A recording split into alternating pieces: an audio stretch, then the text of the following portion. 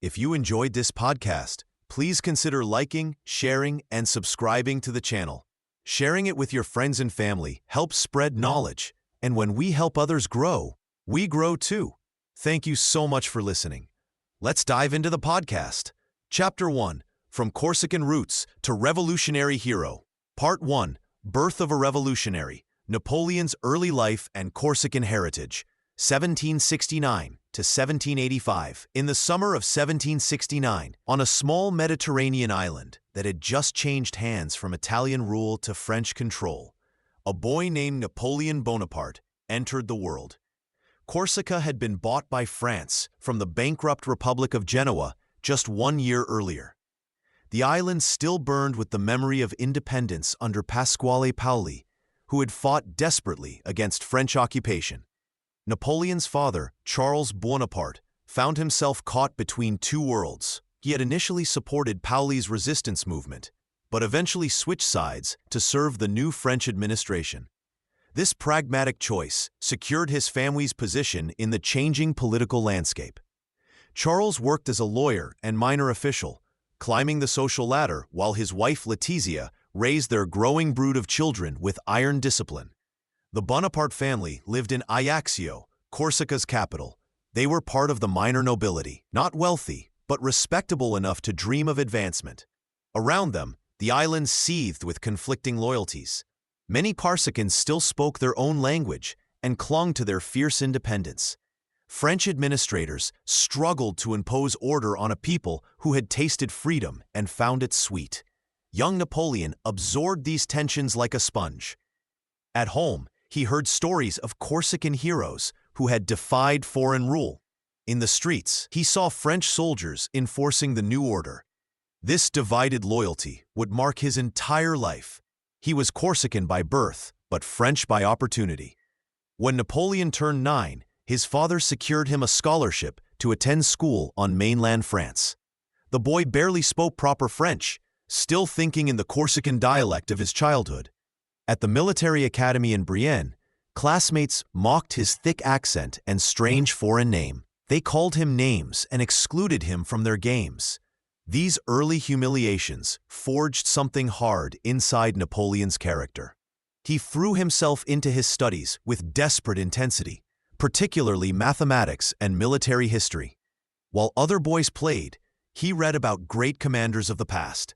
Alexander the Great and Julius Caesar became his heroes, men who had conquered worlds through sheer will and genius.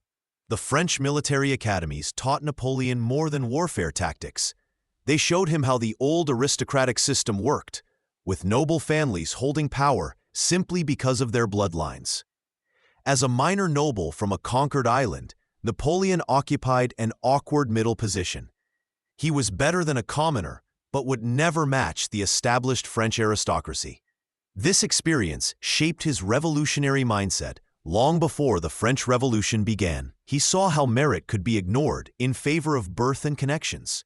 His Corsican heritage had already made him an outsider, and now his education confirmed that the existing system would never fully accept him.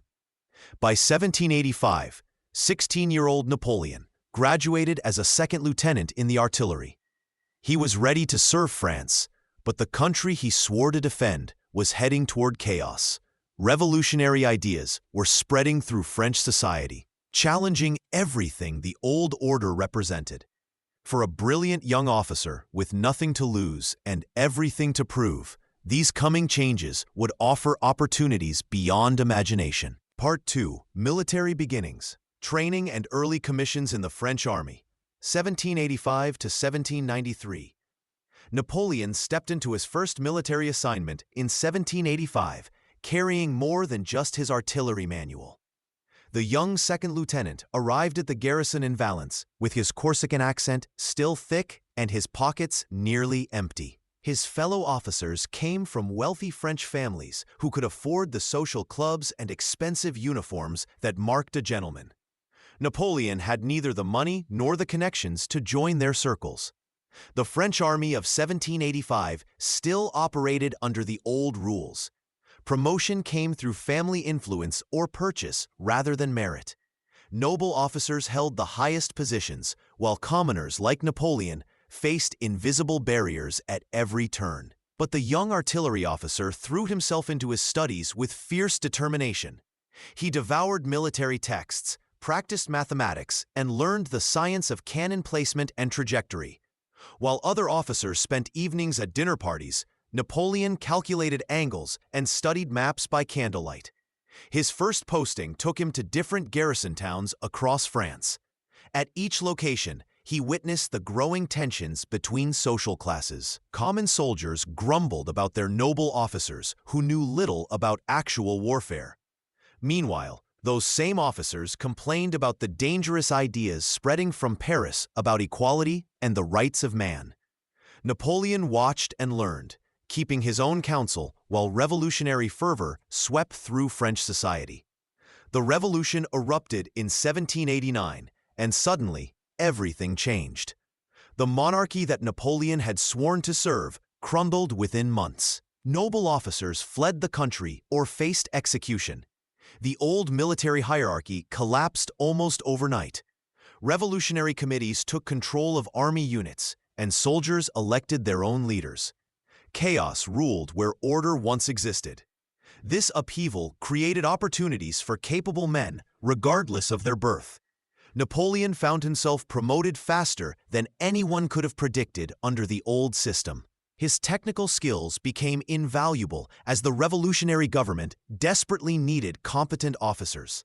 While many aristocratic commanders abandoned their posts, Napoleon remained loyal to France, though his definition of France was changing rapidly. By 1793, the young officer had witnessed 8 years of revolutionary transformation. He had served under 3 different political systems and survived each transition. His artillery expertise had earned respect from Republican generals who cared more about winning battles than social pedigree. The awkward Corsican outsider had become a skilled French officer ready to seize the moment. Revolutionary France was fighting enemies on multiple fronts. Royalist rebels controlled key ports while foreign armies invaded from the east. The Republic needed military victories to survive. For Napoleon, this desperate situation represented the chance he had been preparing for since his days as a struggling second lieutenant. The revolution had broken down the barriers that would have limited his career forever. Part 3. Storming the Revolution, Siege of Toulon and Rise through Revolutionary Ranks, 1793 to 1795. The morning sun cast long shadows across the Mediterranean port of Toulon as Napoleon Bonaparte studied the British ships anchored in the harbor. It was September 1793, and the young artillery captain had just arrived at what would become the defining moment of his early career. The city had fallen to Royalist rebels months earlier, and now British and Spanish fleets protected it from the sea while enemy troops held its formidable fortifications. Revolutionary France was bleeding from multiple wounds.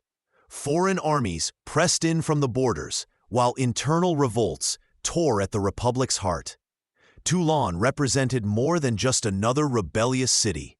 Its massive naval arsenal and strategic position made it the crown jewel of French Mediterranean power. In enemy hands, it became a dagger pointed at the revolution itself. Napoleon found himself serving under generals who had failed repeatedly to retake the port. Their conventional approaches had produced nothing but casualties and frustration. The siege had dragged on for months with little progress.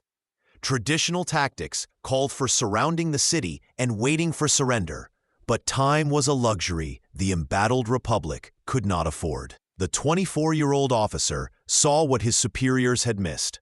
While they focused on the city's landward defenses, Napoleon studied the geography with an artilleryman's eye. The key lay not in attacking Toulon's strongest points, but in controlling the heights that dominated the harbor. Fort La Guillette commanded the narrow entrance to the port. Capture that position, and the enemy fleet would face devastating cannon fire with no escape route. Napoleon presented his plan with characteristic boldness. Place heavy artillery on the commanding heights, he argued, and the British ships would be forced to flee. Without naval support, the city would become indefensible. His proposal was elegant in its simplicity and devastating in its logic. The young captain's confidence impressed the political representatives overseeing the siege. Here was an officer who spoke of victory instead of difficulties. They gave him authority over the artillery and watched as he transformed the stalled siege into a focused assault. Napoleon positioned his cannons with mathematical precision, calculating angles and distances that would maximize destruction while minimizing exposure to enemy fire. The bombardment began at dawn on December 17, 1793. Napoleon's guns spoke with deadly accuracy, their iron balls smashing into enemy positions with relentless fury. The British fleet, caught in an impossible situation, began preparing for evacuation. Within hours, Napoleon's strategy had accomplished what months of conventional warfare could not achieve. As enemy ships fled the harbor under cover of darkness, taking many Royalist leaders with them, Napoleon's reputation was made. Recapture of Toulon saved the Republic's Mediterranean lifeline and demonstrated the power of innovative thinking over rigid tradition. The grateful government promoted their artillery hero to brigadier general at age 24. This victory established Napoleon as more than just another competent officer. He had proven himself a military innovator who could deliver results when the Republic needed them most. The success at Toulon would open doors to greater commands and set him on the path toward ultimate power. Part 4. Defending the Republic. Suppression of the 13 Vendémiaire Royalist Revolt, 1795. The taste of victory at Toulon, still fresh in his mouth, Napoleon found himself thrust into an even more dangerous situation just 2 years later. Paris was boiling with tension in October 1795. The revolutionary government faced its most serious internal threat yet. Royalist forces had been gathering strength, and now they planned to strike at the heart of the Republic itself. The Directory, France's newest government after years of revolutionary chaos, was barely holding on to power. They had enemies everywhere. Former nobles wanted their old privileges back. Common people were tired of war and shortages. The Royalists saw their chance. They planned to march on the government buildings and restore the monarchy by force. Paul Barras, one of the Directory's leaders, knew he needed someone reliable to defend the Republic. He remembered the young artillery officer who had saved Toulon. Napoleon was called to Paris immediately. The government's survival depended on stopping the Royalist uprising before it could gain momentum. On October 5th, thousands of Royalist insurgents gathered in the streets near the Tuileries Palace. They carried weapons and wore the white cockades of the old monarchy. Their plan was simple but bold: storm the government buildings, arrest the Directory members, and declare the restoration of royal rule. Napoleon surveyed the situation with his characteristic calm precision. He had roughly 5,000 regular troops against an estimated 25,000 insurgents. The odds seemed impossible, but Napoleon saw something others missed. The rebels were mostly untrained civilians with makeshift weapons. They had passion, but lacked military discipline. The key moment came when Napoleon ordered his artillery to be positioned at strategic street intersections. His cannons were loaded with grapeshot, small metal balls that would spread like deadly rain when fired. This decision would change everything. As the Royalist crowds advanced toward the government buildings, Napoleon gave the order to fire. The cannons roared to life, sending devastating volleys into the rebel ranks. The effect was immediate and terrible. Hundreds of insurgents fell within minutes. The organized advance became a panicked retreat. The sound of those cannons echoed through Paris and across Europe. In just a few hours, Napoleon had saved the revolutionary government from collapse. The Royalist threat was crushed completely. Bodies littered the streets where the rebellion had begun.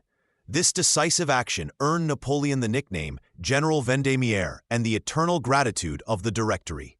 Barras rewarded him with a promotion and increased responsibilities. More importantly, Napoleon had proven himself as someone the government could trust in moments of crisis. The successful defense of the Republic opened new doors for the ambitious young general. The Directory now saw him as indispensable, setting the stage for even greater commands that would soon follow. Part 5. Italian Campaign and Egyptian Ambitions. Emergence as Military Genius, 1796 to 1799. The Directory wasted little time rewarding their savior. Within months of crushing the Royalist revolt, Napoleon found himself appointed commander of the Army of Italy in March 1796. At 26, he was younger than many of his subordinates, yet he possessed something they lacked: absolute confidence and revolutionary fire. The army he inherited was a mess. Soldiers wore tattered uniforms and marched in worn boots.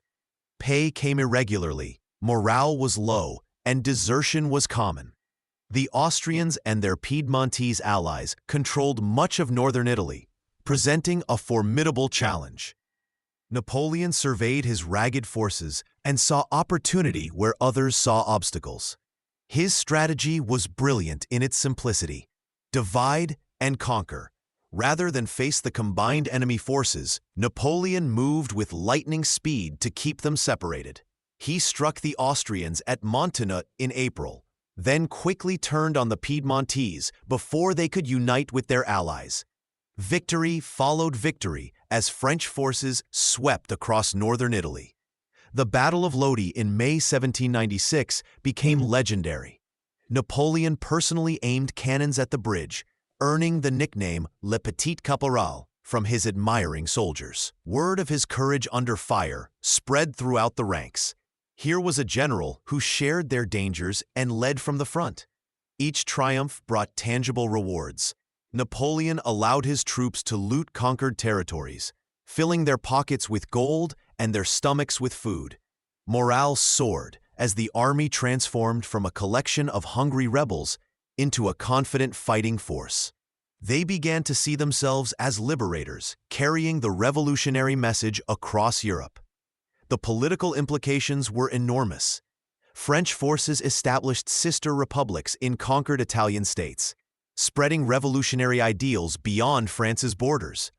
Napoleon negotiated treaties, collected tributes, and sent wagon loads of treasure back to Paris. The Directory watched with growing amazement as their young general exceeded every expectation. By 1797, Austrian resistance crumbled. The Treaty of Campo Formio gave France control of Belgium and the left bank of the Rhine.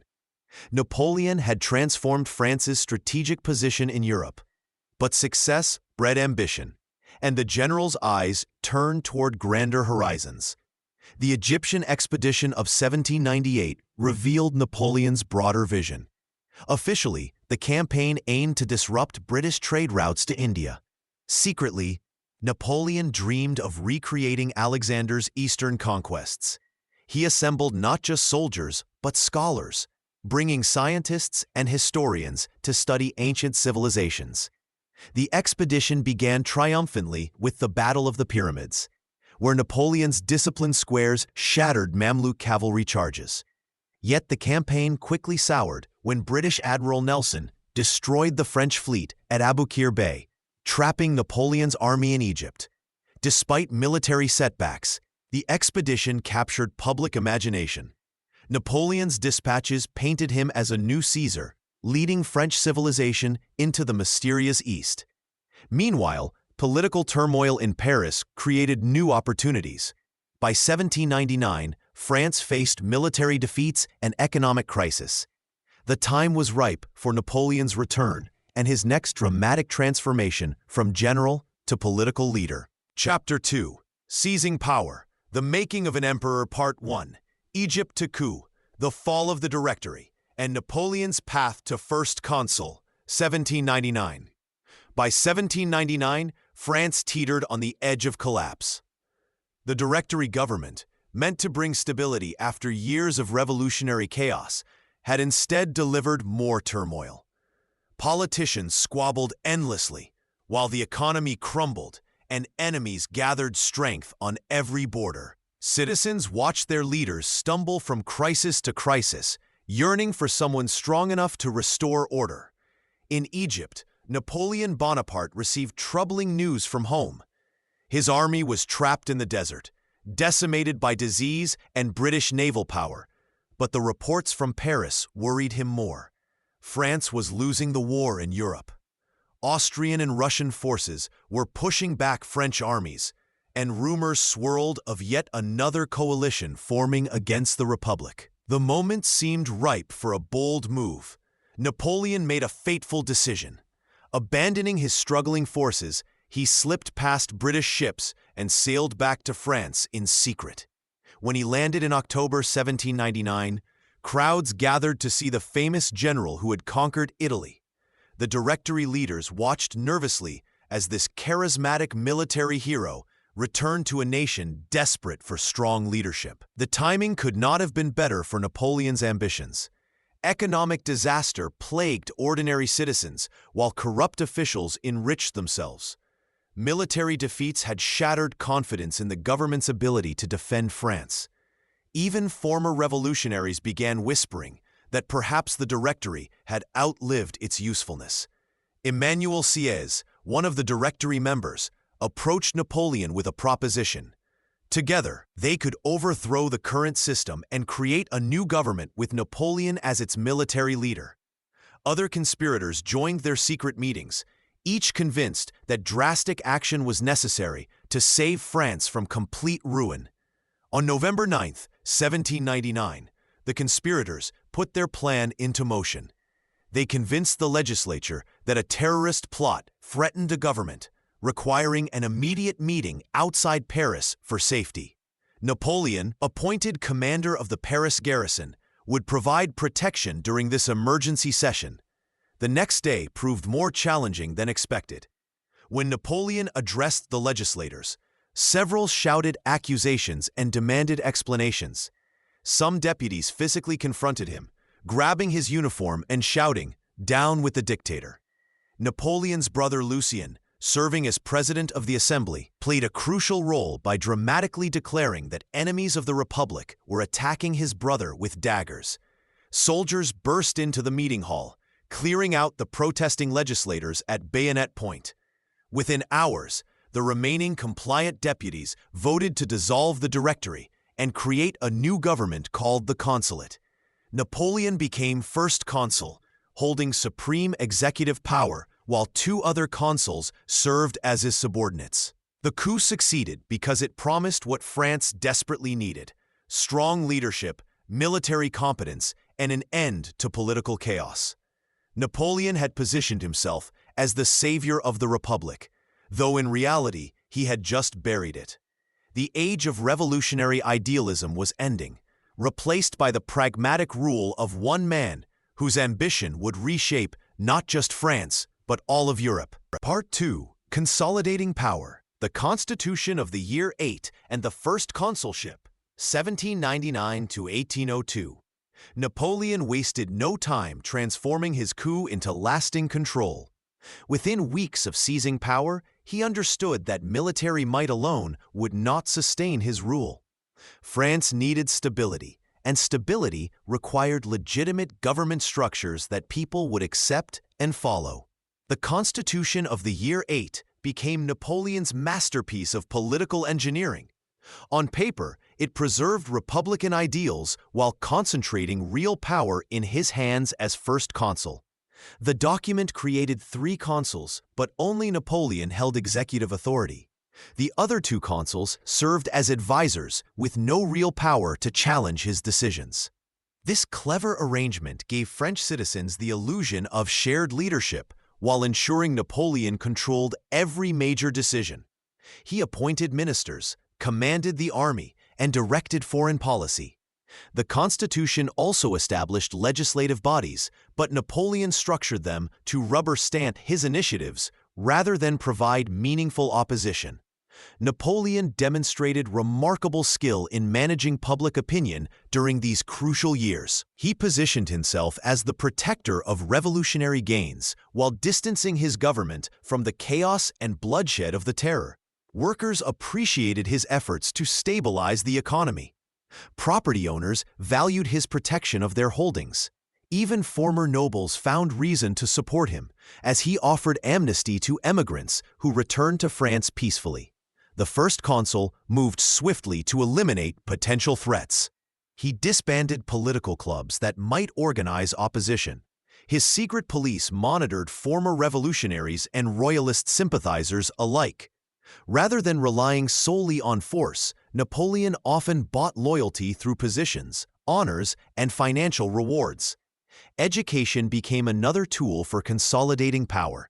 Napoleon created a centralized system of secondary schools called lycées, designed to train capable administrators loyal to his government. These institutions produced the bureaucrats he needed to run France efficiently while spreading his influence throughout society.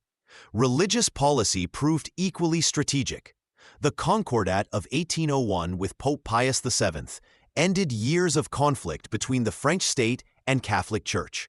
This agreement satisfied religious citizens while maintaining government control over church affairs. Napoleon understood that most French people remained Catholic, and making peace with Rome strengthened his position considerably. Administrative reforms touched every aspect of French life. Napoleon reorganized local government, creating prefects who reported directly to Paris. This system ensured his policies reached every corner of France, while preventing regional leaders from developing independent power bases. Financial stability became another priority. Napoleon established the Bank of France, reformed tax collection, and balanced government budgets. These measures restored confidence in French currency and credit, providing the economic foundation necessary for his ambitious plans. By 1802, Napoleon had transformed himself from coup leader to indispensable ruler. His government delivered the order and prosperity that war-weary French citizens craved. Yet beneath this stability lay growing ambitions that would soon push Napoleon beyond the constraints of republican government towards something far grander and more dangerous. Part 3. Victories and Reforms. Battle of Marengo and the Napoleonic Code, 1800 to 1804. By 1800, Napoleon faced a crucial test that would either cement his authority or destroy his rising empire. Austrian forces had pushed French troops out of northern Italy, threatening to undo years of revolutionary conquests. The situation demanded immediate action, and Napoleon knew that military success would validate his political coup, while failure might spell his doom. In June 1800, Napoleon personally led 40,000 troops across the treacherous Alpine passes, repeating his legendary maneuver from earlier campaigns. His army descended into the Po Valley to confront Austrian General Melas at Marengo. The battle began disastrously for the French. By afternoon, Austrian forces had pushed Napoleon's men into retreat, and Melas confidently reported victory to Vienna. But Napoleon possessed an almost supernatural ability to turn defeat into triumph. As Austrian troops relaxed their guard, believing the battle won, French reinforcements under General Dissolution arrived unexpectedly. In a dramatic reversal, Napoleon ordered a fierce counterattack just as the sun began to set. Within hours, the Austrians found themselves routed, their apparent victory transformed into crushing defeat. The Battle of Marengo became legend almost immediately. French newspapers proclaimed Napoleon's genius, describing how their leader had snatched victory from the jaws of defeat through sheer will and tactical brilliance. More importantly, the victory secured French control of northern Italy and forced Austria to negotiate peace, eliminating France's most dangerous continental enemy. While cannons roared at Marengo, Napoleon simultaneously pursued a different kind of revolution at home. The chaos of the revolutionary years had left France with a patchwork of conflicting laws, local customs, and contradictory legal precedents. Citizens in different regions lived under entirely different legal systems, creating confusion and injustice. Napoleon assembled France's finest legal minds to create a unified civil code that would apply equally to all French citizens. The resulting Napoleonic Code, completed in 1804, represented a radical departure from both revolutionary excess and ancient privilege. This legal framework protected private property, guaranteed civil rights, and established clear procedures for contracts, marriage, and inheritance. The code struck a careful balance between revolutionary ideals and practical governance. It affirmed legal equality while maintaining patriarchal authority within families. It protected individual rights while preserving social order. Most revolutionary of all, it applied the same laws to peasants and nobles alike, something unthinkable under the old regime.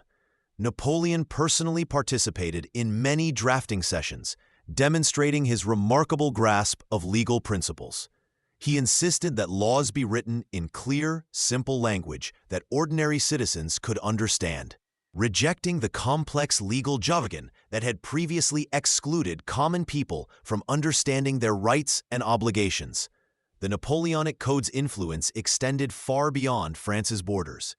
As Napoleon's armies conquered European territories, they carried these legal principles with them, modernizing legal systems across the continent. The Code became a model for legal reform worldwide, influencing legal development in dozens of countries for generations to come. By 1804, Napoleon had achieved something remarkable. He had proven himself both an unmatched military commander and a visionary domestic reformer.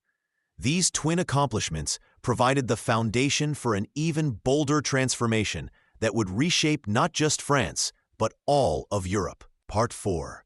Self-Coronation and Empire, declaring Napoleon I, Emperor of the French, 1804. With France stabilized and his reputation secured through military triumphs and legal reforms, Napoleon faced a crucial decision about his political future. The title of First Consul, while powerful, carried temporary implications that troubled him. He understood that true, lasting authority required something more permanent, more grand than a republican office. By early 1804, whispers of a monarchist plot against his life reached Napoleon's ears. The discovery of the Cadoudal plot, a royalist conspiracy backed by Britain to assassinate him, provided the perfect justification for his next bold move. Rather than simply punish the conspirators, Napoleon seized this moment to transform the entire nature of his rule. He declared that France needed an emperor who could establish a dynasty, ensuring stable succession and preventing future chaos. The announcement shocked many across Europe. Here was a man who had risen from the ashes of a revolution that had executed a king, now claiming imperial title for himself. Napoleon carefully crafted his reasoning.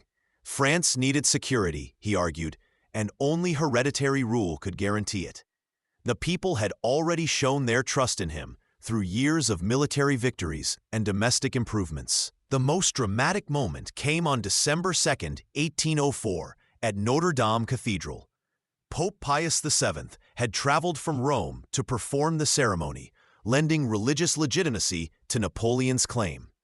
Thousands packed the ancient cathedral, watching as the most powerful man in France prepared to become emperor. Foreign diplomats observed nervously, wondering how this development would affect the delicate balance of European politics. As the ceremony reached its climax, Napoleon made a stunning gesture that would be remembered for centuries. Instead of allowing the Pope to place the crown upon his head, Napoleon took it himself and crowned himself Emperor of the French. This simple act spoke volumes about his view of power. He would bow to no earthly authority, religious or otherwise. The symbolism extended beyond the ceremony itself. Napoleon chose to be Emperor of the French, not of France, emphasizing that his authority came from the people rather than from territorial rights like traditional monarchs. This distinction mattered deeply in a nation still shaped by revolutionary ideals. Domestic reactions varied widely. Many French citizens, exhausted by years of instability, welcomed the move as a guarantee of continued peace and prosperity. Others saw it as a betrayal of republican principles. The army, bound to Napoleon by loyalty and shared victories, generally supported their commander's elevation. European courts watched with alarm and fascination. Austria and Russia recognized the threat this represented to traditional monarchy. Britain saw confirmation of their fears about Napoleon's unlimited ambitions. The old order of kings ruling by divine right now faced a self-made emperor who claimed authority through merit and popular support. This transformation marked a turning point in European history. Napoleon had created something entirely new, an empire that combined revolutionary energy with imperial ambition, setting the stage for conflicts that would reshape the continent for generations. Part 5. Building a Dynasty, Marshals of the Empire and Family Thrones Across Europe, 1804 to 1808. Napoleon understood that an empire needed more than just a crown and a constitution. It needed trusted men to lead armies and loyal rulers to govern conquered lands. In the months following his coronation, he began reshaping Europe itself, placing power in the hands of those who had proven their devotion to him. A creation of the Marshals of the Empire in May 1804 marked a revolution in military hierarchy. Napoleon selected 18 of his most capable generals, men who had fought beside him through countless battles. These were not aristocrats born to privilege, but soldiers who had earned their ranks through courage and skill. Michel Ney, known as the bravest of the brave, received his marshal's baton alongside veterans like Joachim Murat, whose daring cavalry charges had won decisive victories. These marshals became the backbone of Napoleon's military machine. They commanded corps across Europe, each leading tens of thousands of men with tactical independence while remaining absolutely loyal to their emperor. The marshal system created a new nobility based on merit rather than birth, binding these commanders to Napoleon through both honor and material reward. While building his military hierarchy, Napoleon also pursued a different kind of alliance through marriage. His union with Josephine had brought him social connections during his rise to power. But by 1804, their relationship served larger political purposes.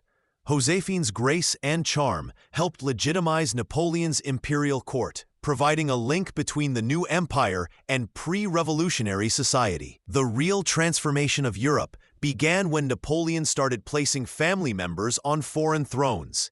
His brother Joseph became King of Naples in 1806, while Louis Bonaparte received the crown of Holland. Jerome, the youngest Bonaparte brother, was installed as King of Westphalia.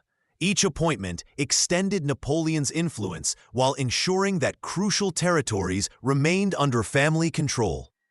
These placements were not mere nepotism, but calculated political strategy. Family loyalty meant these rulers would support French interests, provide troops when needed, and maintain the continental system designed to strangle British trade. Napoleon's stepson Eugène de Beauharnais governed Italy as viceroy, proving that even non-blood relatives could be trusted with significant power when they demonstrated unwavering devotion. The creation of this network of client states fundamentally altered European politics. Traditional monarchs watched in horror as ancient dynasties were replaced by Bonaparte relatives.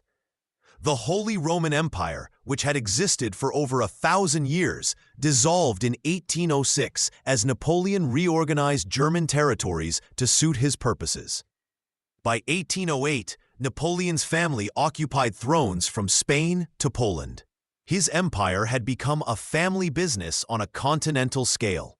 Yet this very success contained the seeds of future problems. Local populations often resented foreign rulers imposed upon them, while Napoleon's own relatives sometimes prioritized their new kingdoms over French interests. This period of expansion and consolidation established Napoleon's dominance over Europe, while creating the conditions that would eventually challenge his empire. The network of family thrones would prove both his greatest achievement and a source of dangerous overextension. Chapter 3. Master of Europe, Expansion, Wars, and the Continental System. Part 1. Breaking Coalitions, Victory at Austerlitz, and the Dissolution of the Holy Roman Empire, 1805. The morning of December 2nd, 1805, dawned cold and misty across the fields near Austerlitz. Napoleon Bonaparte stood with his generals, watching the sun break through the fog. He had been planning this moment for weeks. The combined armies of Austria and Russia, led by Emperor Francis II and Tsar Alexander I, had gathered to crush the French emperor once and for all. What they did not know was that Napoleon had been carefully drawing them into a trap. The French emperor had deliberately weakened his right flank, making it appear vulnerable. He positioned his army on lower ground, while the Allies took the commanding Pratzen Heights.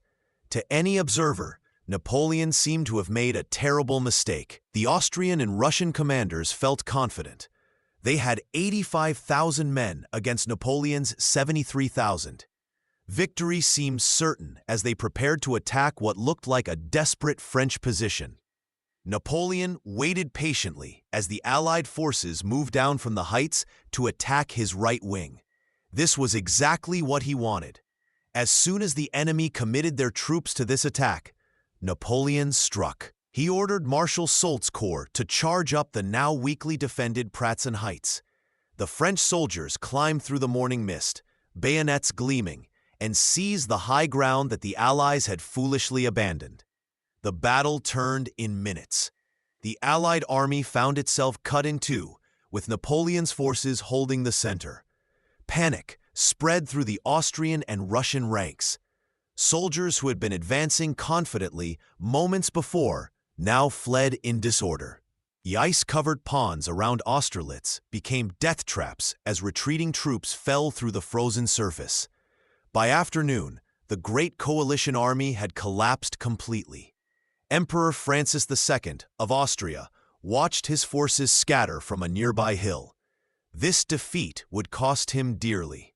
Within days, he signed the Treaty of Pressburg, giving up vast territories and paying enormous sums to France. But the consequences reached far beyond Austria's borders. The Holy Roman Empire, which had existed for nearly 1,000 years, could not survive this humiliation. In August 1806, Emperor Francis II made a decision that shocked Europe. He formally dissolved the Holy Roman Empire, ending an institution that had shaped European politics since medieval times. The crown that Charlemagne had worn, the title that connected modern Europe to ancient Rome, simply ceased to exist. Napoleon had not just won a battle, he had erased a cornerstone of European tradition. The German states that had once owed allegiance to the Holy Roman Emperor now looked to Napoleon for protection. He organized them into the Confederation of the Rhine, a collection of German kingdoms and duchies under French influence. These states provided troops for Napoleon's armies and followed his political direction. The old map of Europe was being redrawn with French ink. This victory at Austerlitz proved that Napoleon was not just a successful general, but a master of warfare. The battle became known as the Battle of the Three Emperors, and it established Napoleon as the dominant force in European politics. The techniques he used, deception, concentration of force, and perfect timing, would be studied in military academies for generations. But the real prize was not military glory. It was the complete reshaping of European power structures, setting the stage for even greater conflicts ahead. Part 2, War and Diplomacy, Battles of Jena, Friedland, and the Treaty of Tilsit, 1806 to 1807. With Austria crushed and the Holy Roman Empire erased from the map, Napoleon expected to enjoy the fruits of his victory. But Europe refused to accept French dominance quietly. Prussia, the proud military kingdom that had remained neutral during Austerlitz, watched Napoleon's growing power with growing alarm. King Frederick William III and his advisors believed they could not stand by while France consumed everything around them. In October 1806, Prussia finally declared war. They had waited too long. While they deliberated, Napoleon had spent months preparing for exactly this moment. The Prussian army still fought like it was 1760. using the same tactics that had made Frederick the Great famous decades earlier. They had no idea they were about to face a completely different kind of warfare. Napoleon moved with lightning speed. His Grande Armée swept through German territories like a storm. At Jena and Austerlitz on October 14, 1806, French forces shattered the Prussian army in twin battles fought the same day. The legendary Prussian military machine, once the terror of Europe, collapsed in a single afternoon. Soldiers who had never lost a major battle suddenly found themselves running from French cavalry. The aftermath was devastating for Prussia. Napoleon's forces captured Berlin within weeks. The proud kingdom that had stood against France was reduced to a shadow of its former self, losing half its territory and forced to pay crushing war payments. King Frederick William fled to the far edges of his remaining lands. But Russia, Prussia's ally, was not finished fighting. Tsar Alexander I brought his armies west to continue the war.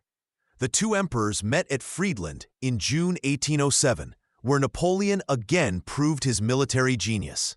Russian forces, exhausted from a brutal winter campaign, could not match the speed and coordination of French troops.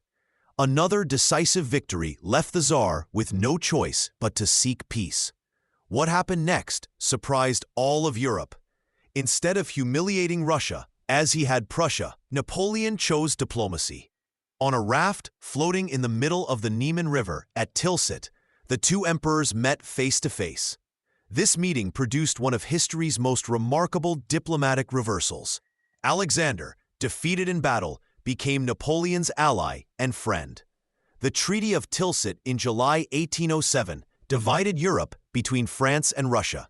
Napoleon created new kingdoms for his brothers, while Alexander received a free hand in Finland and parts of the Ottoman Empire. Most importantly, both emperors agreed to enforce the Continental system, a complete trade blockade designed to strangle Britain economically. This treaty represented the peak of Napoleon's power. He had defeated every major European army and turned his greatest remaining enemy into a partner. From Spain to Poland, French influence stretched across the continent. The old European order had been completely overturned, replaced by a system centered on Paris.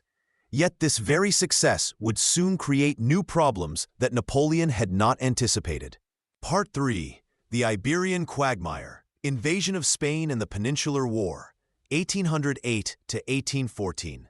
Spain had always been France's ally, but Napoleon wanted complete control. In 1807, he made a deal with Spain's weak King Charles IV to march French troops through Spanish territory to attack Portugal, Britain's stubborn trading partner. What seemed like a simple military arrangement soon became something far more sinister. French soldiers poured across the Pyrenees Mountains by the thousands. Instead of heading straight to Portugal, they occupied key Spanish cities and fortresses. Napoleon had tricked his ally. By spring 1808, over 100,000 French troops controlled Spain's most important positions. The Spanish royal family found themselves prisoners in their own country. Napoleon forced King Charles IV and his son Ferdinand to give up their claims to the Spanish throne. In a bold move that shocked Europe, he placed his own brother Joseph Bonaparte on the Spanish crown. The French emperor believed he could rule Spain just as he ruled other conquered territories. He had never been more wrong. The Spanish people exploded in fury. On May 2, 1808, Madrid erupted in violent street fighting against French soldiers. Though French troops crushed this uprising within hours, executing hundreds of civilians, the spark had been lit. Across Spain, ordinary people grabbed whatever weapons they could find and began fighting back. This was unlike any war Napoleon had ever fought. Spanish peasants and townspeople refused to accept French rule. They formed small bands of fighters called guerrillas, who struck French patrols and supply columns before disappearing into the countryside. These hit-and-run attacks made it impossible for French forces to control the vast Spanish territory effectively. The situation grew worse when Britain saw an opportunity. Arthur Wellesley, later known as the Duke of Wellington, landed in Portugal with British forces. Now Napoleon faced both Spanish guerrillas and a professional British army. His soldiers, who had won brilliant victories across Europe, found themselves fighting an enemy they could never quite catch. French troops controlled the cities during the day, but Spanish guerrillas owned the night. Supply convoys needed massive escorts to survive the journey between towns. French soldiers lived in constant fear of ambush. The Spanish countryside became a death trap that consumed French resources and manpower at an alarming rate. Napoleon kept pouring troops into Spain, eventually committing over 300,000 soldiers to this conflict. These were men he desperately needed elsewhere as new enemies gathered across Europe. The Spanish War had become a bleeding wound that weakened his entire empire. What began as a quick takeover had turned into a 6-year nightmare that would drain French strength and expose the limits of Napoleon's military machine. The master of Europe had stumbled into a conflict that would ultimately contribute to his downfall. Part 4. The Continental System, Economic Warfare Against Britain and Its Consequences, 1806-1812. Napoleon stared at the map of Europe spread before him in 1806, his mind racing with a bold new strategy. Since Britain's powerful navy had destroyed his dreams of invasion at Trafalgar, he would attack his enemy through a different weapon: economics. The Emperor announced the Continental System, a sweeping trade blockade designed to strangle British commerce by cutting off their access to European markets. Every port from Hamburg to Naples would close its doors to British goods. Napoleon believed this economic war would bring Britain to its knees without firing a single shot. The plan seemed brilliant on paper.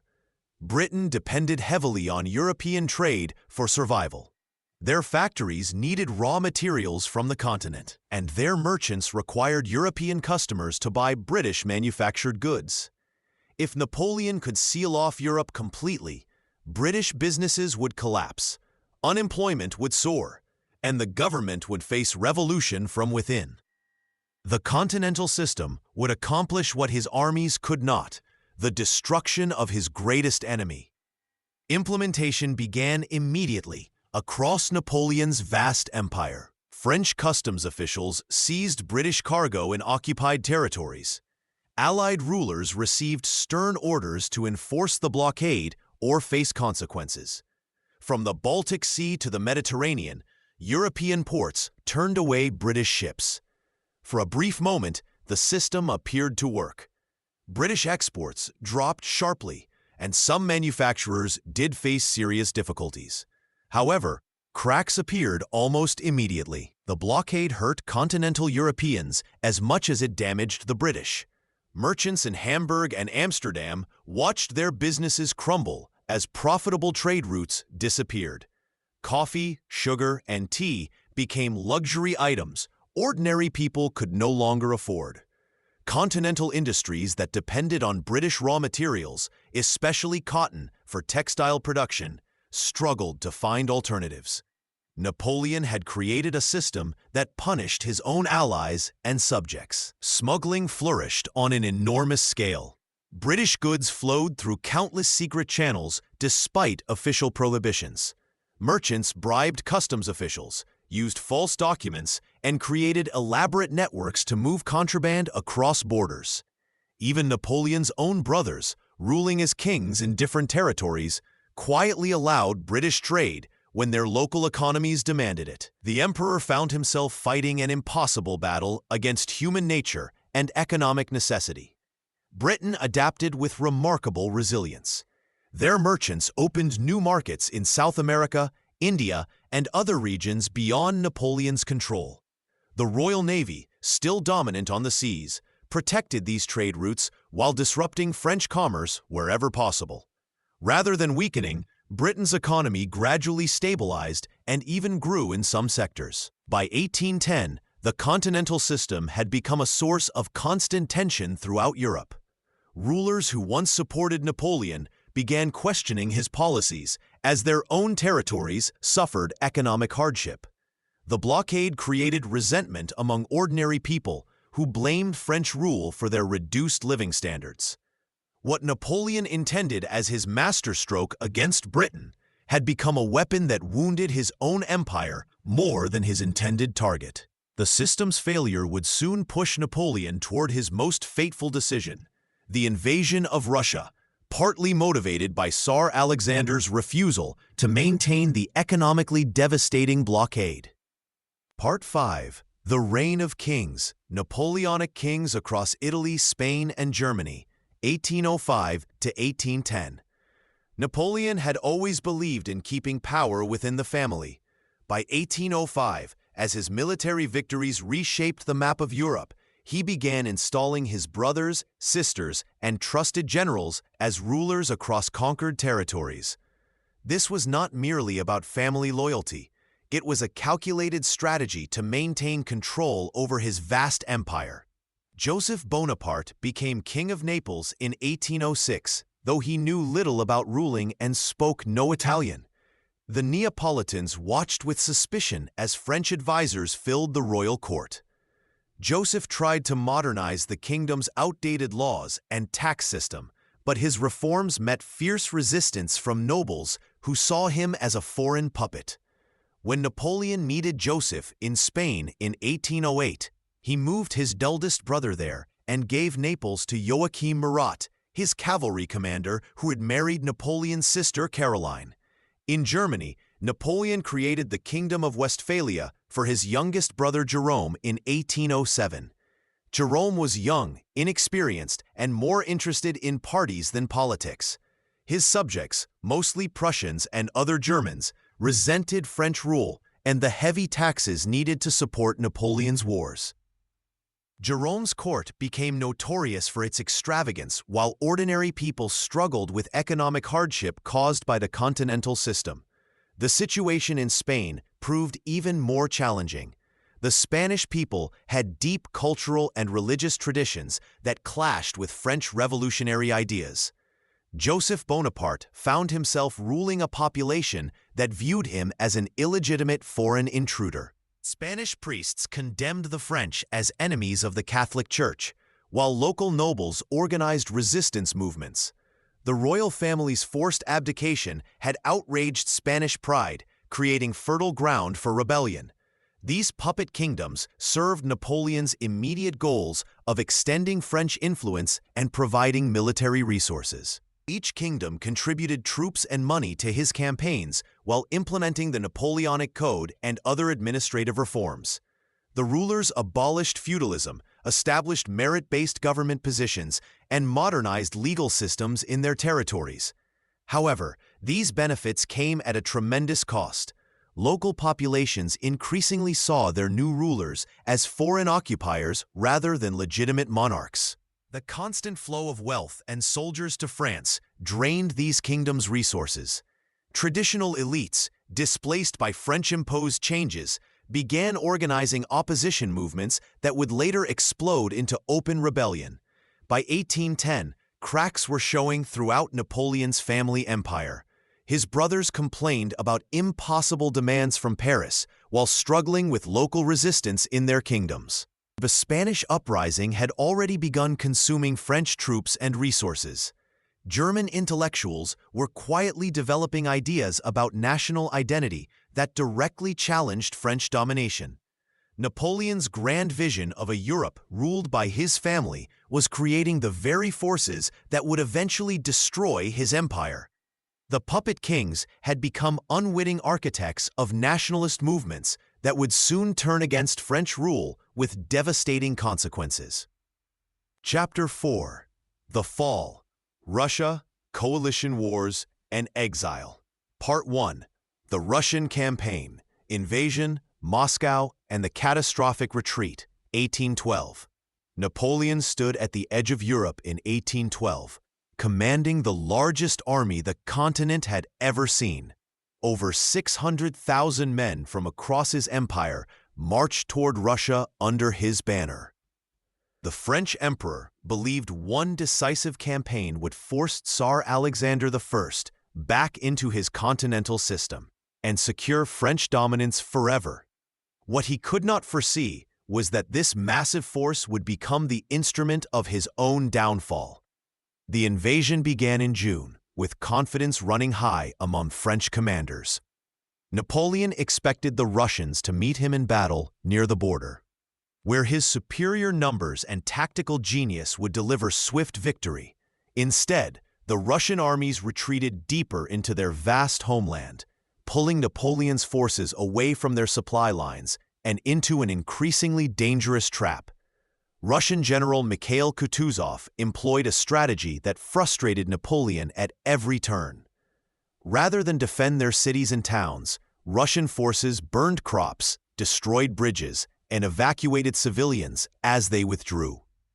This scorched earth policy left Napoleon's army marching through empty villages and barren fields.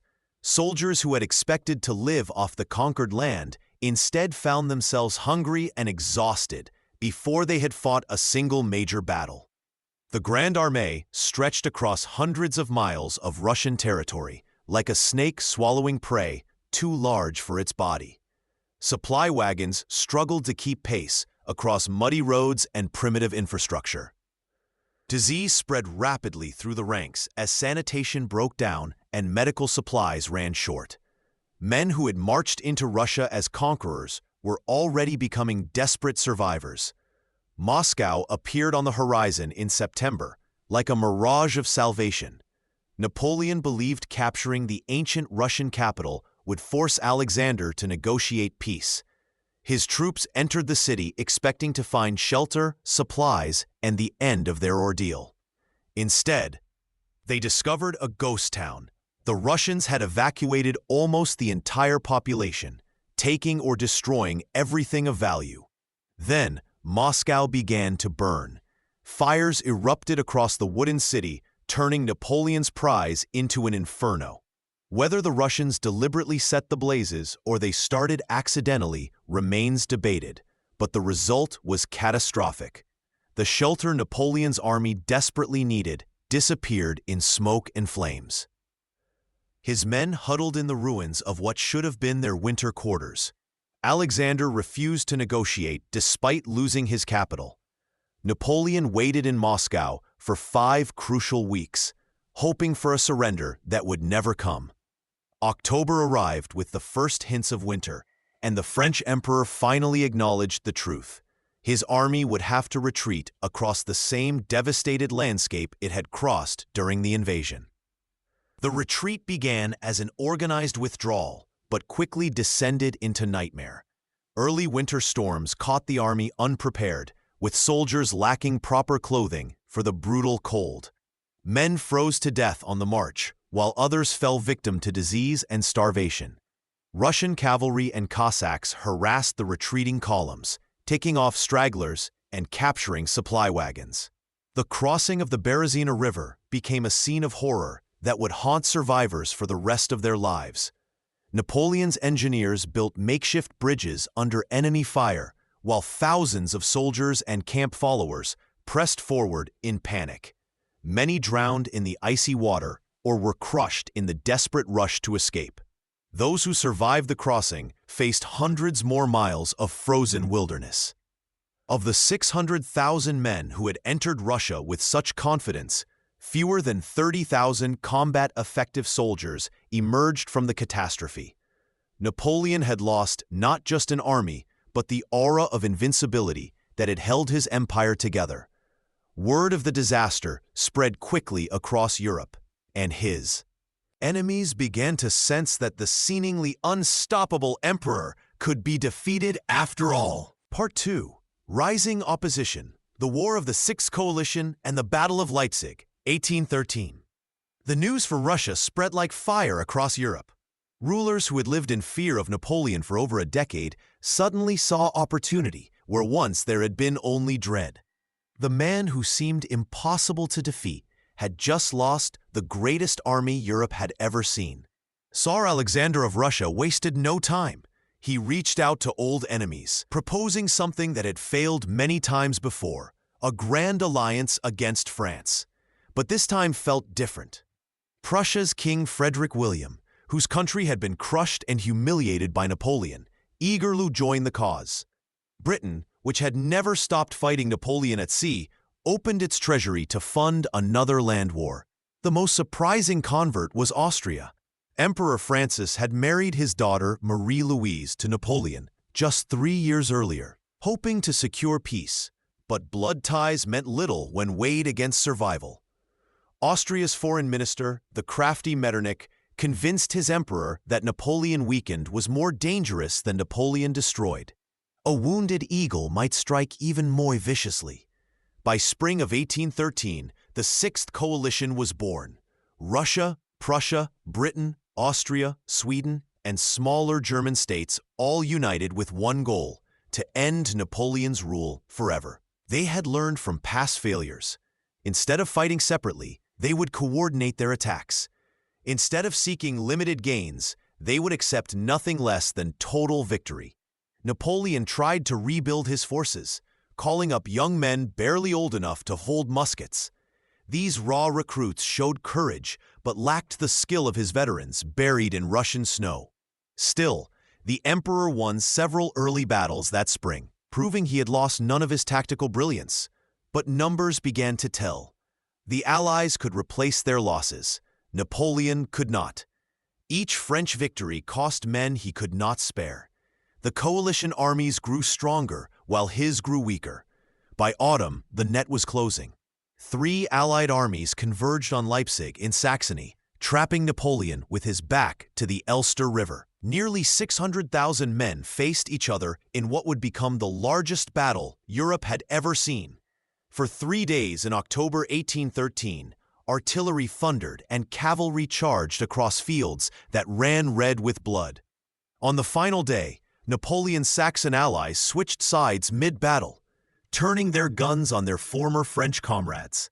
The betrayal shattered what remained of Napoleon's position.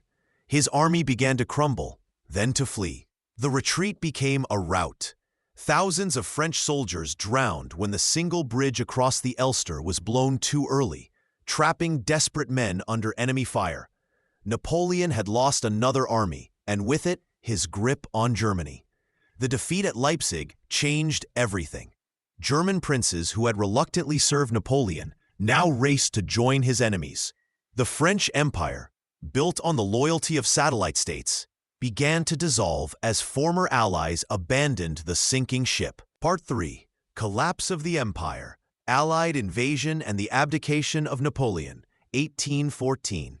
The winter of 1814 brought Napoleon's enemies to French soil for the first time in 20 years.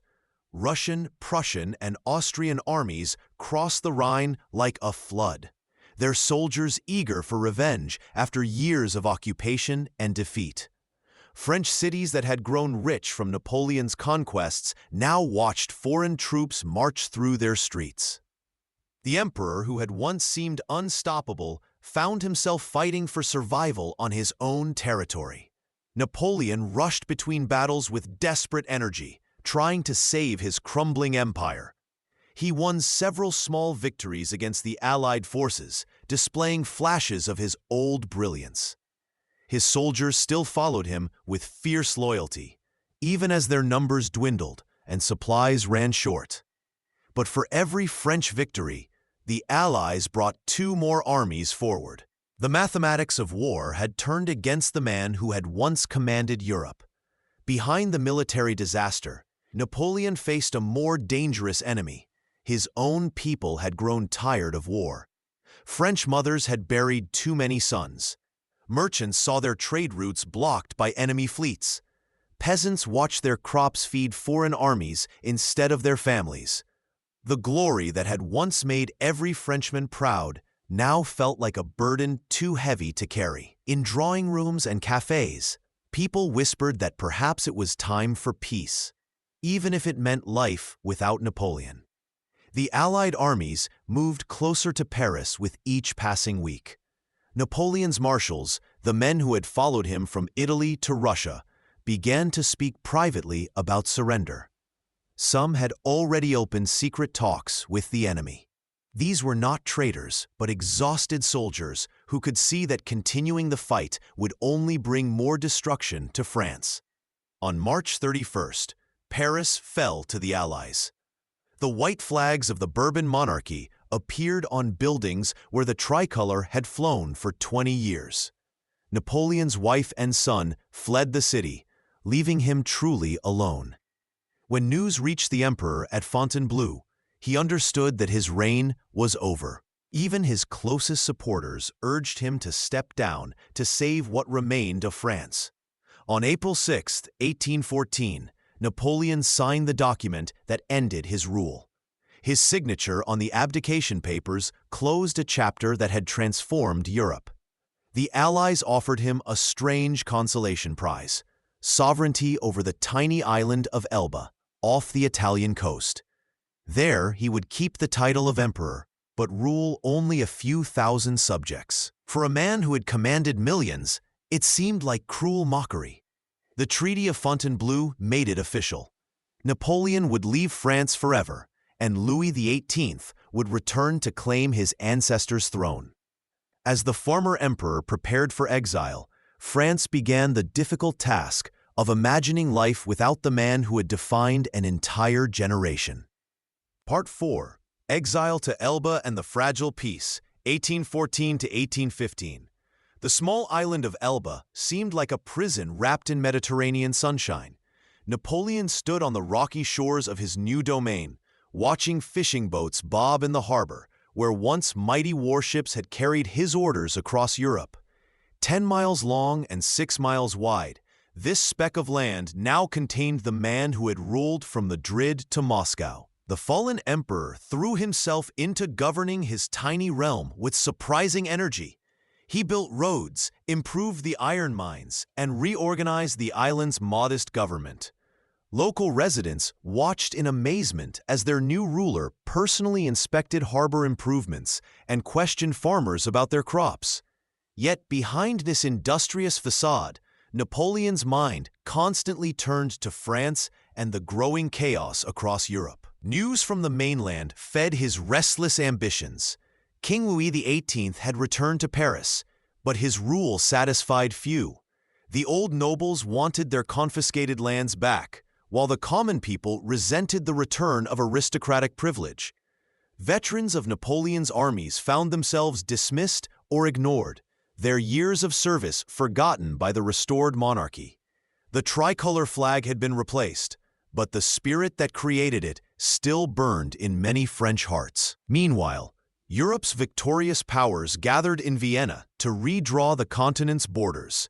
The Congress of Vienna brought together diplomats, princes, and kings, all determined to create a lasting peace.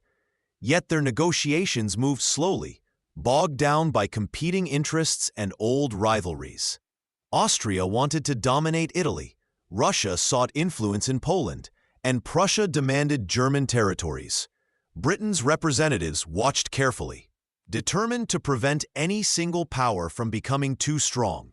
From his palace on Elba, Napoleon maintained a network of supporters who brought him detailed reports of these developments.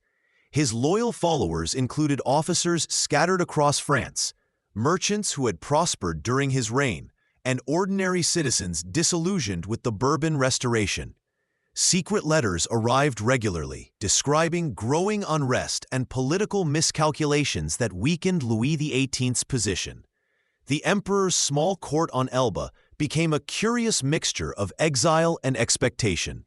Former generals visited him, ostensibly for social calls, but actually to discuss the possibility of return. Polish Countess Marie Walewska brought their young son to see his father, while Napoleon's mother arrived from Rome to offer comfort and counsel. These visitors all noticed the same thing. Napoleon had lost none of his magnetic presence or strategic thinking. British ships patrolled the waters around Elba, but their vigilance gradually relaxed as months passed peacefully. The fallen emperor seemed content with his miniature kingdom, appearing to accept his reduced circumstances. Yet those who knew him best recognized the signs of a mind planning something momentous. Napoleon studied maps, questioned visitors about French public opinion, and closely followed reports of Allied disagreements in Vienna.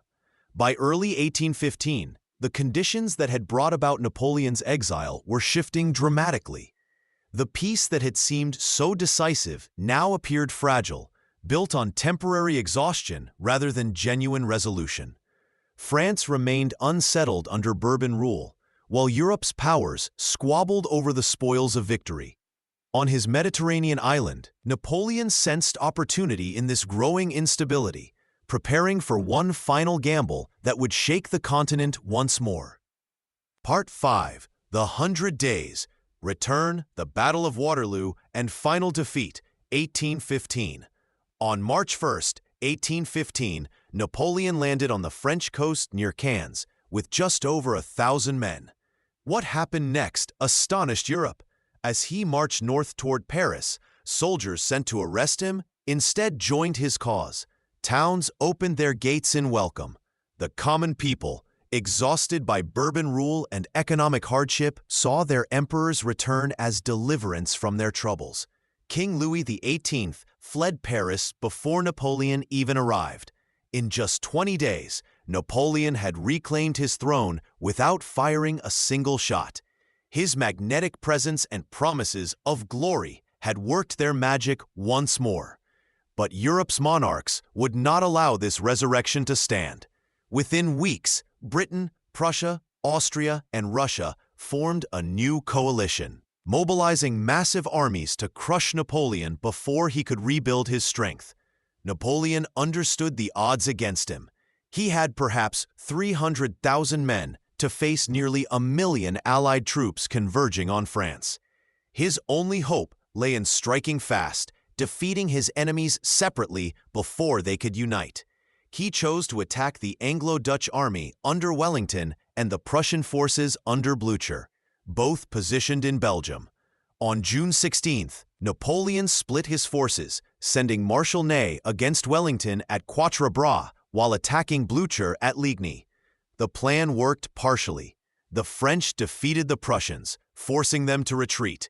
However, Ney failed to destroy Wellington's army, allowing both enemy forces to remain dangerous.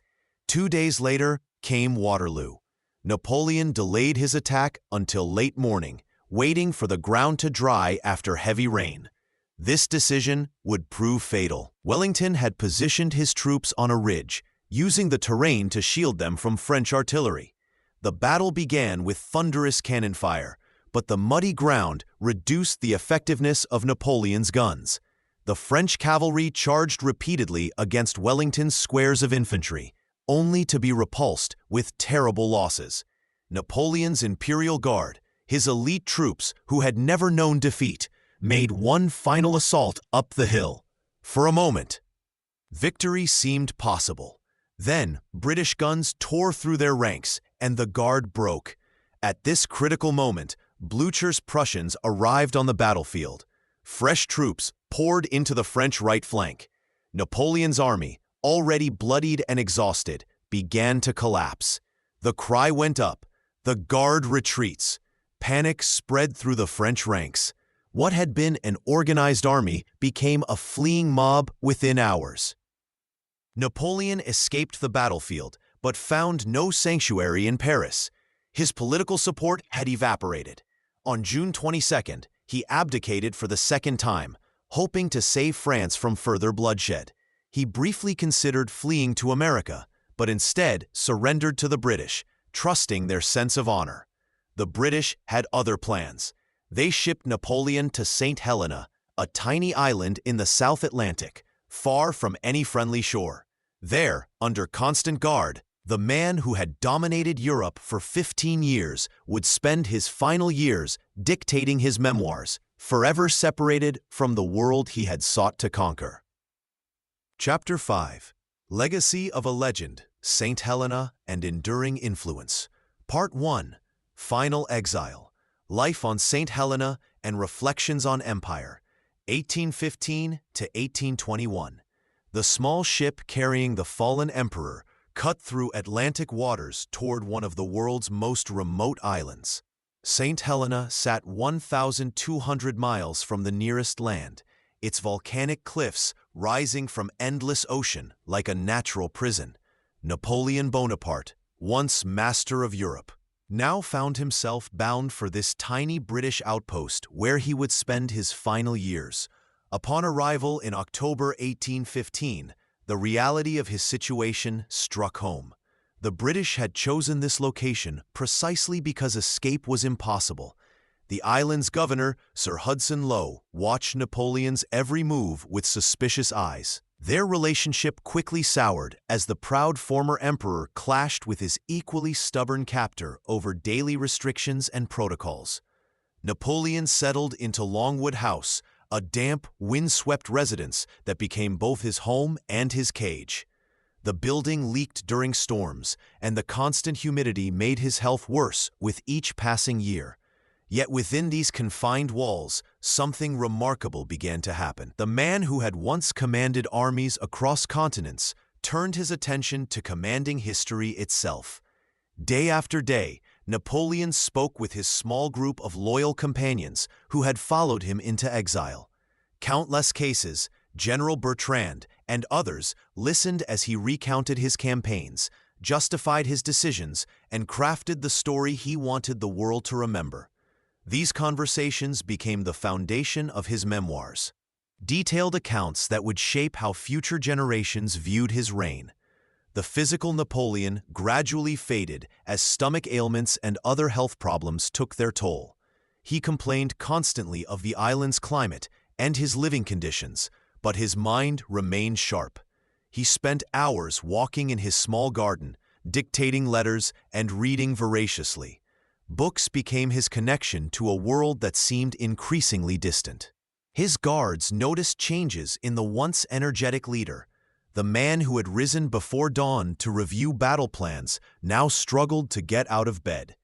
He grew suspicious of poisoning attempts and argued frequently with British officials who he believed were deliberately making his life miserable. Whether these fears held truth or reflected his declining mental state remains debated to this day. During quiet moments, Napoleon reflected on his extraordinary journey from Corsican artillery officer to Emperor of the French.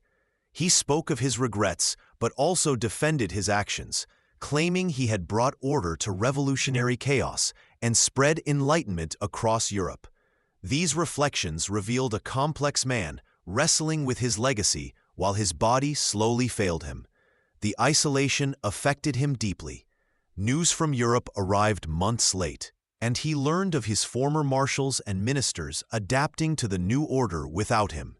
His son remained in Austrian hands, a painful reminder of the dynasty he had hoped to establish.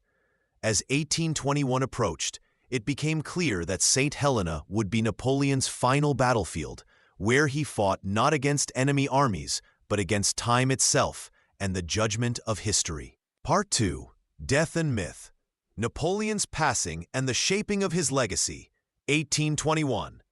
On May 5, 1821, at 51 years old, Napoleon Bonaparte drew his final breath on the windswept island of St. Helena. His last words, spoken in French, were barely audible. France, army, head of the army, Josephine. The man who had once commanded millions died with only a handful of loyal companions at his bedside, 6,000 miles from the nation he had transformed. The British governor Hudson Lowe, who had watched over Napoleon's captivity with rigid suspicion, now faced an unexpected problem. What should be done with the body of Europe's former master? Napoleon had requested burial in France along the banks of the Seine, but the British government refused. They feared that his grave might become a shrine for French revolutionaries. Instead, they chose a quiet valley on St. Helena, under willow trees, beside a spring where Napoleon had often sat during his exile. News of Napoleon's death traveled slowly across the oceans. When it finally reached Europe months later, reactions varied dramatically. In France, where the Bourbon monarchy had returned to power, officials maintained careful silence.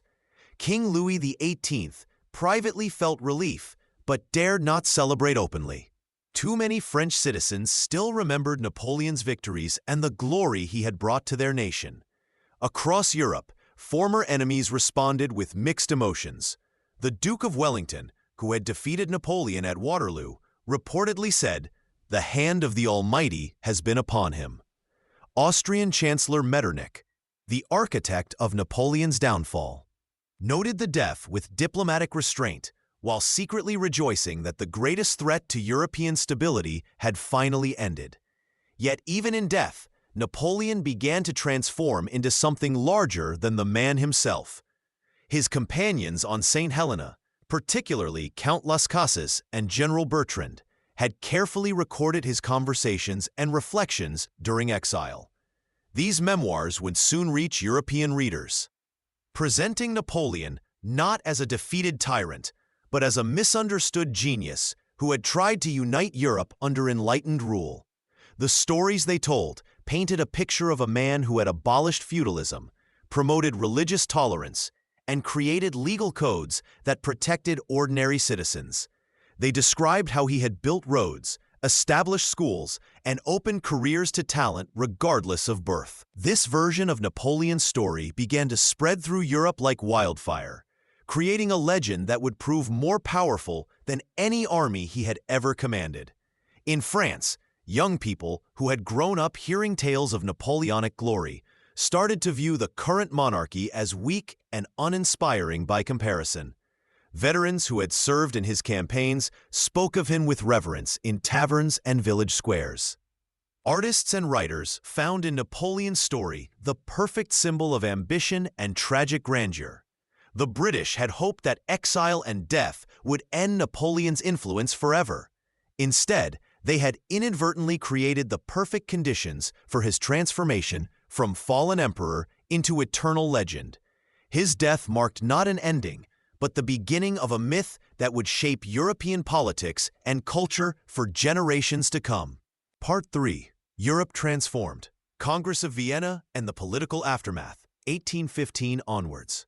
While Napoleon's body lay cooling on St. Helena, European diplomats were already reshaping a continent that would never be the same. The great powers had learned a harsh lesson from 25 years of war. Never again could one nation be allowed to dominate Europe as France had done. Prince Metternich of Austria, Viscount Castlereagh from Britain, and Tsar Alexander of Russia gathered in Vienna with one clear goal. They would create a system so balanced that no single power could threaten the others. The Congress of Vienna became the most important diplomatic meeting in centuries, redrawing maps and rewriting rules that would govern Europe for generations. France lost all its conquered territories, but kept its original borders. The negotiators were surprisingly generous to the defeated nation, understanding that a completely crushed France would only breed future resentment. Instead, they restored the Bourbon monarchy under Louis XVIII, hoping that traditional royal rule would keep French ambitions in check. The real genius lay in how they redistributed power across the continent. They created a strong German confederation to replace the scattered Holy Roman Empire that Napoleon had destroyed. Prussia gained significant territory along the Rhine, creating a natural buffer against future French expansion. Austria recovered its lost lands and more, while Russia kept Poland and Finland. Britain, the ultimate victor, took no European territory for itself. Instead, it claimed strategic islands and ports around the globe, building the foundation for an empire that would span the world's oceans. The British understood that their true strength lay not in European lands, but in controlling global trade routes. These diplomatic architects created something entirely new in European politics. They established regular conferences where major powers would meet to discuss problems before they exploded into war. This became known as the Concert of Europe, a system designed to maintain the balance they had so carefully constructed. But Napoleon's influence could not be erased by diplomatic treaties. His conquests had awakened something powerful in the peoples of Europe. Germans who had been scattered across hundreds of tiny states began to dream of unity.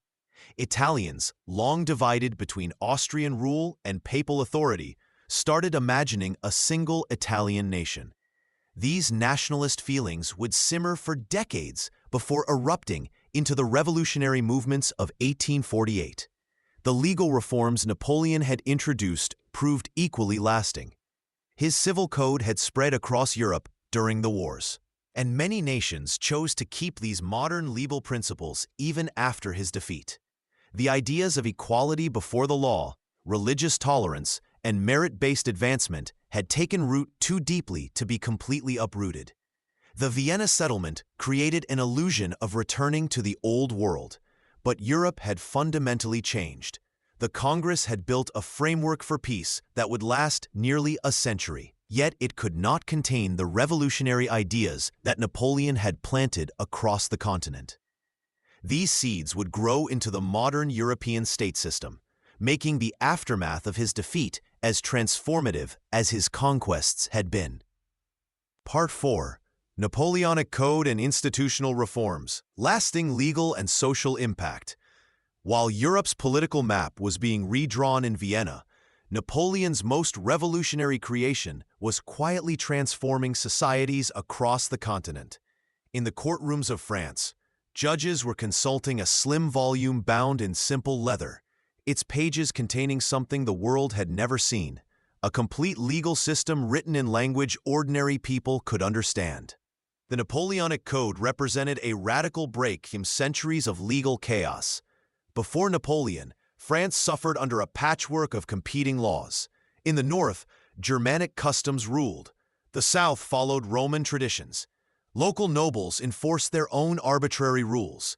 A merchant traveling from Paris to Marseille might encounter dozens of different legal systems along the way. Justice depended entirely on where you happened to be standing. Napoleon swept away this confusion with brutal efficiency. Working closely with legal experts, he created a single code that applied to every French citizen equally. The principles were revolutionary yet practical. Merit mattered more than birth. Religious background became irrelevant in legal matters. Property rights received absolute protection. Marriage became a civil contract, not just a religious ceremony. The code's language shocked traditional lawyers with its clarity. Instead of Latin phrases and flowery rhetoric, it used everyday French. A farmer could read it and understand his rights. A shopkeeper could grasp her obligations. This accessibility was deliberate. Napoleon wanted citizens to know exactly where they stood before the law. Beyond the courtroom, Napoleon's reforms reshaped French society from top to bottom. He established a national education system where talent determined advancement, not family connections. Village schools taught the same curriculum as Parisian academies. Bright children from humble backgrounds could rise to positions previously reserved for nobility. The military became Napoleon's laboratory for merit-based promotion. Soldiers advanced through proven ability rather than purchased commissions. This created fierce loyalty among troops who saw genuine opportunity for advancement. Many of his marshals had started as common soldiers, a fact that amazed and terrified traditional European armies. Administrative reforms followed the same logic. Napoleon created a professional civil service where competence trumped connections. Standardized procedures replaced regional variations. Tax collection became predictable rather than arbitrary. Citizens could expect consistent treatment from government officials, regardless of their location. These changes proved remarkably durable. When the Bourbon monarchy returned in 1815, they discovered that dismantling Napoleon's reforms was impossible. The old legal chaos could not be restored. Citizens had tasted equality before the law and would not surrender it. The administrative machinery worked too efficiently to abandon. The influence spread far beyond France's borders. German states, Italian kingdoms, and even distant colonies adopted versions of the Napoleonic Code. Its principles shaped legal thinking across continents. Today, legal systems in dozens of countries still reflect Napoleon's revolutionary vision of law as a tool for social order rather than aristocratic privilege. Through these institutional reforms, Napoleon achieved something his military victories could not: permanent transformation of how societies organize themselves, creating a legacy that outlasted empires and continues shaping our modern world. Part 5. The Legend Lives On. Historical Memory and Napoleon in Modern History. Napoleon's death in 1821 marked the beginning of his transformation from flesh-and-blood emperor to enduring legend. Within hours of his passing on St. Helena, competing narratives about his life began taking shape. Was he a tyrant who drowned Europe in blood? A champion of liberty who spread revolutionary ideals? Or something far more complex? The French people mourned privately while their restored Bourbon kings tried to erase his memory. Yet whispers of the fallen emperor grew louder in cafes and countryside alike. Veterans told stories of his genius on battlefields. Peasants remembered how he had given them land and dignity. Writers and artists found endless inspiration in his dramatic rise and fall. Across Europe, reactions varied wildly. The British celebrated their victory over their greatest enemy, yet even they seemed fascinated by the man they had defeated. Germans and Italians, who had suffered under his armies, also remembered how he had awakened their dreams of national unity. His legal code and administrative reforms continued working in their daily lives, creating a strange contradiction between resentment and gratitude. Literature seized upon Napoleon's story with fervor. Romantic poets like Byron made him a symbol of individual will against fate. Novelists crafted tales of his adventures and loves. Historians began the long process of trying to understand what his reign truly meant. Each generation would reinterpret his legacy through their own lens. Political leaders discovered the power of his image. Louis Napoleon, his nephew, rode the Bonaparte name to power in 1848, proving that the legend could still move masses. Later dictators would study his methods and claim his mantle. Democratic leaders, too, would invoke his memory when they needed to rally their nations. The 20th century brought more balanced scholarly examination. Historians moved beyond hero worship and demonization to examine his contradictions. They acknowledged his military brilliance while recognizing his authoritarian tendencies. They praised his institutional innovations while condemning his war's human cost. Popular culture kept the fascination alive through movies, novels, and documentaries. Each retelling revealed more about the tellers than about Napoleon himself. Americans saw him as a self-made man who seized opportunity. Europeans wrestled with his role in their national stories. People worldwide found inspiration or warning in his ambition. Today, Napoleon remains paradoxical. Museums in Paris draw millions of visitors. His tomb receives pilgrims like a shrine. Military academies still study his campaigns. Legal scholars trace modern jurisprudence to his codes. Yet debates rage over whether he was ultimately a force for progress or destruction. Perhaps this endless argument explains his enduring appeal. Napoleon embodied the promise and peril of human ambition. He showed how one person could reshape the world, for better and worse. His story reminds us that history's greatest figures resist simple judgment, their legacies evolving with each generation that encounters them anew.